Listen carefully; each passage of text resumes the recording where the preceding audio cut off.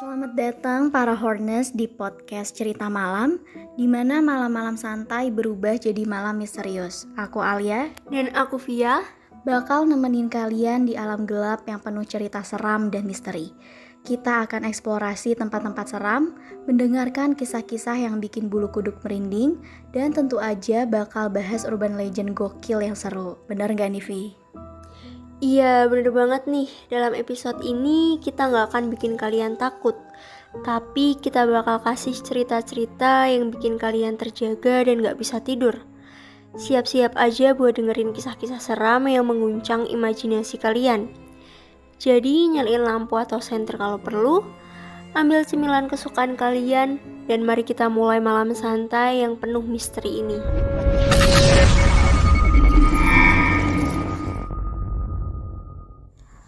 Oke Vi, langsung aja kita mulai cerita episode kali ini dengan judul Misteri Jalan Gelap. Yap, bener banget. Jadi para Horners, di deket kos kita berdua di sebuah desa, ada jalan utama yang selalu dilewati tiap harinya. Tapi jalan itu tuh gelap banget tanpa lampu satupun. Dan di jalan itu tuh banyak banget cerita-cerita atau kejadian-kejadian aneh yang sering dialami oleh warga desa serta pengguna jalan yang melintas. Nah, kamu sendiri pernah nggak Vi ngalamin atau dengar cerita tentang jalan gelap di desa dekat kita? Kalau aku sih belum pernah ya, tapi tuh aku sering banget dengar cerita-cerita dari banyak orang kalau di jalan itu tuh emang agak serem sih ya. Oh, jadi kamu belum pernah ngalamin ya Vi, tapi sering dengar cerita tentang jalan gelap itu. Oke, langsung aja nih kita nyeritain dari salah satu Horners tentang kejadian di jalan gelap tersebut. Cerita kejadian pertama ini dialami oleh pengguna jalan yang kebetulan salah satu warga kampus di desa itu. Kita sebut aja namanya si Sumi ya, Vi. Ceritanya gini, waktu itu tuh Sumi lagi ada kegiatan di kampus yang mengharuskan dia tuh pulang malam atau lembur. Nah, pas dia mau balik dari kampus, cuacanya itu lagi hujan deras banget. Dia nyetir motor pulang dari kampus. Pada saat perjalanan pulang, dia lewat jalan gelap di desa kita udah menjelang maghrib. Pas dia lagi lewat jalan gelap itu, tahu gak sih? Tiba-tiba dia lihat 3 anak kecil pakai baju putih lagi main di pinggir jalan. Anak-anak itu tiba-tiba teriak, "Hei, awas ada pohon tumbang." Seperti itu sambil main. Nah, bayangin Vi, si Sumi itu kan bingung kan, masa ada anak-anak main gitu aja di jalan gelap menjelang maghrib dan masih hujan deras.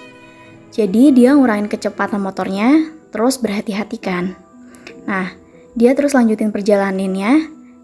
Di depan, gak jauh dari tempat anak itu main, ternyata beneran ada pohon tumbang yang ngeblokir jalan, Vi.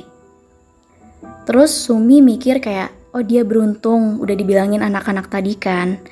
Nah, tapi tuh setelah pohon tumbang itu, dia nengok ke arah belakang lagi, ke arah anak-anak itu tadi main. Dan ternyata pada saat nengok ke belakang, itu tempat anak-anak main tuh kosong, sepi, gak ada siapa-siapa. Tiba-tiba anak-anak yang tadi tuh hilang begitu aja kayak roh. Jadi dia benar-benar bingung parah gitu. Wah, serius tuh. Terus anak-anak yang teriak tadi kemana nih, Al? Nah, itu Vi nggak tahu. Sampai sekarang kejadian itu masih jadi misteri. Tapi ya, di lokasi yang sama, aku punya temen. Itu dia pernah lewat situ juga. Ini posisinya malam-malam, dia naik motor. Dan dia juga pernah ngeliat anak kecil pakai baju putih yang sama lari-larian di jalan di lokasi itu. Jadi ya nggak tahu ya kemana larinya. Nah, itu tadi cerita pertama dari Horners. Selanjutnya cerita kedua apa nih Vi tentang misteri jalan gelap itu? Oke, lanjut cerita selanjutnya. Ada nih cerita kedua Al dari salah satu Horners yang bikin merinding. Kamu pernah dengar cerita serem kejadian waktu bulan puasa di dini hari gak sih, Al? Kejadian pas bulan puasa, Gak pernah denger sih, Vi. Emang kayak gimana ceritanya? Oke, ini aku ceritain. Ini cerita tentang sebut aja si Wati, warga desa kita yang pulang dari pasar bareng anak perempuannya pas lagi puasa. Mereka tuh lagi naik motor dan jalan yang dilewati tuh kayak nanjak gitu. Awalnya sih aman-aman aja di awal perjalanan. Tapi pas mereka nyampe di ujung tanjakan, di bawah dua pohon besar yang saling berhadapan, itu dimana cerita seremnya dimulai. Tanpa peringatan, tiba-tiba Wati dan anaknya ngelihat kepala manusia yang melayang di udara tanpa badan di antara kedua pohon besar itu. Kamu percaya nggak sih, Al? Hah? Kepala manusia melayang di depan si Wati sama anaknya? Iya, si Wati sampai ngerem motornya tepat di depan penampakan misterius itu. Dia pasti kaget dan nggak tahu harus ngapain. Terus setelah beberapa saat dia sadar dan langsung berdoa sambil ngelanjutin jalannya kayak nggak kejadian apa-apa. Tapi di jalan dia sambil nangis-nangis, pasti gemeteran sama takut banget deh. Jujur, aku sampai sekarang denger cerita ini masih merinding sih, Al. Ada apa sih sama jalan itu? Dan kenapa banyak banget penampakan aneh yang muncul di jalan itu ya? Nah, emang iya sih, Vi. Lokasi itu emang masih misterius sampai sekarang. Dan bahkan cerita selanjutnya yang ketiga ini, lokasinya masih berdekatan sama kedua pohon besar yang berhadapan itu. Nah, cerita ketiga selanjutnya ini akan dibacakan langsung spesial oleh salah satu Hornes kita yang udah ada di sini. Langsung aja kita perkenalan dulu. Halo, apa kabar? Halo, aku baik. Di sini sebut aja aku Susi. Oke, Susi, tadi kan katanya kamu pernah ngalamin kejadian serem di jalan itu ya? Coba dong ceritain ke kita gimana kejadiannya. Oke, aku langsung aja ya cerita. Jadi waktu itu aku dan ketiga temanku itu baru aja pulang main. Dimana posisi kami itu berboncengan berdua-berdua naik motor. Kami melewati jalan yang gelap gulita itu sekitar jam 9 malam. Dimana jalan yang gelap gulita itu emang udah terkenal banget angka dan seramnya di desa kami. Nah, ketika lewat jalan yang gelap itu, tiba-tiba aja mesin motorku tuh itu mati. Aku juga bingung kenapa bisa mesin motorku itu mati. Padahal sebelumnya mesin motorku tuh gak pernah mati, selalu baik-baik aja. Karena panik banget di setengah suasana malam yang gelap gulita dan mencekam itu, aku langsung teriak-teriak manggil temanku yang ada di depan kami. Jarak mereka tuh gak jauh dari kami, tapi anehnya mereka sama sekali gak dengar kalau aku manggil-manggil mereka.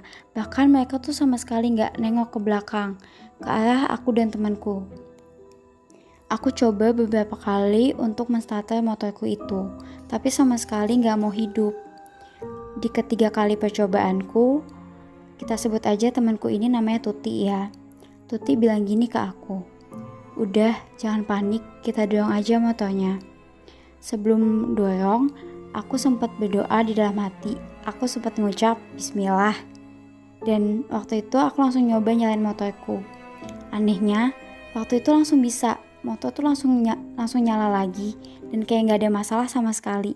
Lampunya langsung hidup dan klaksonnya pun masih berfungsi dengan baik. Di situ aku dan Tuti merasa keheranan dan bingung banget. Tapi kami tuh gak mau ambil pusing dan gak mau berpikir panjang. Kami langsung melanjutkan perjalanan kami ke kos kami. Tapi ternyata cerita ini tuh belum berakhir. Beberapa hari setelah kejadian itu, Tuti mendatangiku. Ia cerita begini kepadaku. Waktu itu, di mana motor kita mati di jalan gelap gulita itu, ia melihat sosok perempuan berambut panjang dan berbaju putih panjang yang tersenyum ke arah kami. Perempuan itu berdiri di dekat pohon besar yang berhadapan. Tapi pada malam itu, Tuti sama sekali gak berani untuk cerita hal itu kepadaku, karena ia tahu aku juga penakut orangnya. Tapi anehnya, waktu Tuti cerita hal ini kepadaku, itu tuh posisinya siang bolong ya.